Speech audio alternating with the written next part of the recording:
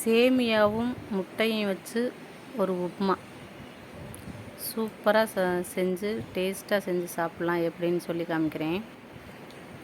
சேமியாவை சுடு தண்ணியில் ஒரு 5 நிமிஷம் ஊற வச்சுக்கோங்க.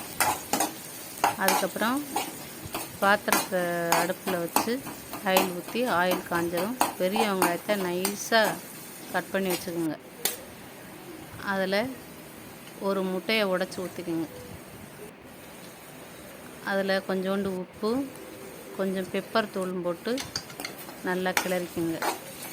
அதுக்கப்புறம் கரம் மசாலா, ஃப்ரைட் ரைஸ் மிக்ஸ்னு ஒரு பவுட்ரு இருக்கும், அது கொஞ்சோண்டு பிரியாணி மசாலா எல்லாம் போட்டு நல்லா கிளறிக்கங்க. அதுக்கப்புறம் அந்த சுடு தண்ணியில் ஊற வச்சுருக்கோம்ல சேமியா, அதை எடுத்து அதில் போட்டு நல்லா கிளறிக்குங்க. நல்லா கிளறி எடுத்து சாப்பிட்டு பாருங்கள், அவ்வளோ டேஸ்ட்டாக சூப்பராக இருக்கும்.